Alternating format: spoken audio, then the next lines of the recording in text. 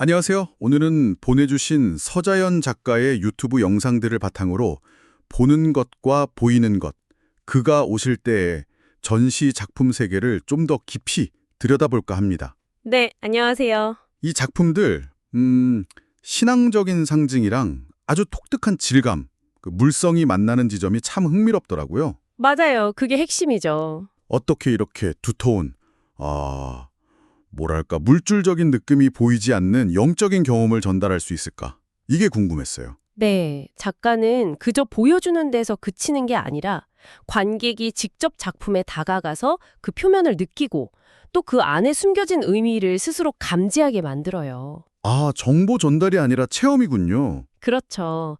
그래서 오늘 저희는 그 상징과 질감 속으로 한번 들어가서 작가가 의도한 보는 것과 감지되는 것 사이에 그 특별한 경험을 같이 이해해 보려고 합니다. 좋습니다. 그럼 크라운 프리퀀시부터 시작해 볼까요? 멀리서는 그냥 빛나는 왕관 같은데 가까이 가보니까 요한계시록 구절이 정말 빼곡하게 있더라고요. 네, 그렇죠. 근데 이게 읽히는 글자라기보다는 어떤 패턴이나 질감처럼 느껴졌어요. 진동으로서의 말씀이란 표현이 딱 와닿았습니다. 바로 그겁니다. 여기서 중요한 건 관객이 작품과의 거리를 좁혀야만 비로소 의미가 드러난다는 점이에요. 아, 거리요? 네. 텍스트를 그냥 정보로 읽는 게 아니라 그 표면의 물성을 통해서 어떤 영적인 주파수랄까 그런 걸 느끼도록 설계한 거죠. 왕관 형태가 그럼 안테나 같은 건가요? 네, 그렇죠. 그 주파수를 수신하는 안테나에 비유할 수 있습니다. 그 도자기 유약처럼 단단하고 깊이 있는 표면 자체가 메시지의 일부인 셈이에요. 바로 이해하는 게 아니라 좀 머무르면서 봐야 하는 경험이네요. 맞습니다. 응시해야 하는 거죠. 골드 속의 메아리는 또 느낌이 달랐어요. 전체가 금빛인데 그 안에 웅크린 인물이 숨어 있고 창문 같은 데서 빛, 그러니까 은총이 이렇게 쏟아지는 모습, 네네. 상처 입은 존재의 회복을 시각화했다 이렇게 설명해 주셨는데 그 표면이 겹겹이 쌓이고 지어진 흔적이 참 인상적이었어요. 네, 그 표면의 레이어들이 그냥 보기 좋으려고 한 기법은 아니고요. 뭐랄까, 존재가 겹겹의 껍질을 벗고 상처 위에 새살이 돋아나는 듯한 그 회복의 과정 자체를 보여주는 시각적인 은유라고 할 수 있죠. 아, 과정 자체요? 네. 그리고 옆에 있는 격자 구조는 흘러가는 시간의 단위이면서 동시에 그 틈으로 스며드는 신성한 빛, 즉 은총이 머무는 자리를 상징하고요. 화려한 금빛 속에 그런 조용한 치유의 이야기가 담겨 있군요. 그렇죠. 희망, 기다림, 신호에 대한 작품들도 있었잖아요. 희망을 떨어뜨리다? 제목이 좀 역설적이라 재미있었어요. 네, 맞아요. 떨어뜨림이 끝이 아니라 시작이라는 거죠. 물방울이 톡 떨어지면서 퍼져나가듯이 희망이 조용히 시작되는 그 진동을 의미해요. 아, 진동이군요. 네. 하단 격자 속에 숨겨진 그 파형 구조가 바로 희망이 도착한 자리, 그 침묵의 여운 같은 거죠. 별똥별 신호도 비슷한 맥락인가요? 네, 그렇다고 볼 수 있죠. 중심에 있는 별은 떨어져 사라지는 게 아니라 오히려 어둠 속에서 길을 밝히는 신호예요. 동방박사를 인도했던 별처럼요. 아하, 주변의 그 푸른빛 도는 안개는 아직 완전히 밝지 않은 새벽, 그러니까 기다림의 시간을 보여주는 거고요. 일상이라는 격자 속에서 문득 발견하는 어떤 믿음이나 흔적, 그런 느낌이네요. 맞습니다. 그런 순간을 포착한 거죠. 그렇군요. 기다림이라는 주제는 전시의 중심작 중 하나인 심연의 메아리에서 더 깊어지는 것 같았어요. 많은 격자들 위로 금빛 왕관과 구름 형상이 떠오르는데 이게 그분의 오심을 기다리는 시각적인 기도라고요? 네, 여기서 작가는 그분이 오시는 사건 자체보다도 그 기다리는 마음의 상태에 더 주목합니다. 그게 중요하다고 보는 거죠. 기다리는 마음의 상태요? 네, 그 기다림이 그냥 수동적인 기다림이라기보다는 고통과 인내를 통과하면서 단련된 그런 깊은 빛을 품고 있는 기다림이에요. 아, 그래서 작가가 던지는 질문, 당신은 지금 무엇을 기다리고 있나요? 이 질문이 어떤 종교적인 맥락을 넘어서 우리 각자의 삶 속 경험을 돌아보게 만드는 것 같아요. 그러네요. 여정과 연결이라는 주제도 있었죠. 핑크펄스요.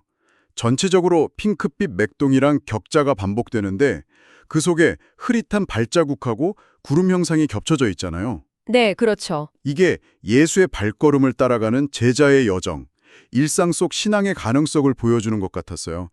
땅의 발자국과 하늘의 구름이 만나는 지점에서요. 네, 정확히 보셨어요. 신성과 인건성이죠. 천국의 회로는 그 연결을 더 직접적으로 보여줍니다. 하늘과 인간 사이에 보이지 않는 은혜가 순환하는 회로를 상징해요. 회로요? 네, 중심의 구름들이 서로 에너지를 교환하고 파란 선들이 전체를 이렇게 연결하고 보호하는데 중요한 건 위쪽이 하늘을 향해 열려 있다는 점이에요. 아, 열려 있군요. 네, 개별적인 발자국들, 즉 우리 각자의 인생이 결국은 더 큰 하늘의 질서 안에서 서로 연결되어 있다는 걸 보여주는 거죠. 당신은 지금 어느 회로에 머물고 있습니까? 이 질문도 참 곱씹어 보게 되죠. 네. 그리고 전시 대표작 그가 오실 때의 승리의 노래. 이건 요한계시록을 다루는데 보통 생각하는 종말의 공포나 심판보다는 승리의 노래에 초점을 맞춘 게 독특했어요. 맞습니다. 강을 따라 두 팔 벌려 다가오는 그 중심 존재, 그리스도죠. 그 모습이나 나팔 소리, 면류관 같은 이미지들이 전부 완성, 회복, 찬양의 분위기를 만들어요. 종말의 긴장감보다는 축제 같은 느낌이랄까요? 그렇죠. 요한계시록의 여러 상징 중에서도 의도적으로 사랑과 구원, 회복의 이미지를 전면에 내세운 해석입니다. 최종적인 승리와 축제에 주목하는 거죠. 그가 오실 때 당신은 어떤 노래를 부르게 될까요?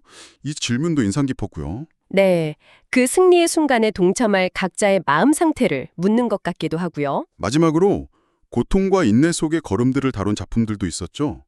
푸름에 안긴 걸음. 그 차가운 푸른색이랑 검은 발자국. 구름 형태가 지워지지 않는 상처를 아주 직접적으로 보여주는 것 같았어요. 그 물성이. 네, 맞아요. 이 작품은 완전한 치유나 망각을 이야기하는 게 아니에요. 오히려 고통 속에서도 계속 걸어가는 그 존재의 용기를 그리고 있죠. 거친 질감 자체가 내면의 진실을 드러내는 방식이고요. 스텝싱크도 비슷한 맥락인가요? 다른 시간대의 발자국들이 한 화면에 동기화된다고요? 네, 그렇습니다. 찍히고 덧붙여진 선들, 드러난 결 같은 상처들을 감추지 않고 삶을 정면으로 마주하는 태도를 보여줘요. 노란 바탕이 그냥 희망적이라기보다는 고통과 균열 위를 함께 걷는 직면의 빛이라고 할 수 있어요. 발자국들이 계속 이어지는 발맞춤이라는 표현도 있었죠. 네, 그래서 또 묻게 되죠. 당신의 걸음은 지금 어디에 놓여 있습니까? 하고요. 오늘 이렇게 서자연 작가의 작품들을 쭉 살펴보니 정말 단순히 눈으로 보는 것 이상의 경험을 하게 되는 것 같아요. 가까이 다가가서 질감을 느끼고 그 겹겹이 쌓인 물성 속에서 신앙, 고통, 희망, 기다림 같은 깊은 주제들을 발견하게 되네요. 그렇습니다.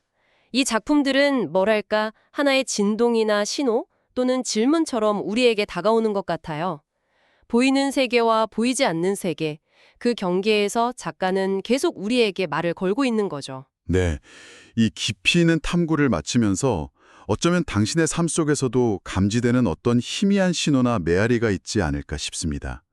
당신은 지금 어떤 주파수에 귀 기울이고 계신가요? 혹은 어떤 기다림의 시간 속에 머물고 있는지 잠시 생각해 보는 것도 좋겠습니다.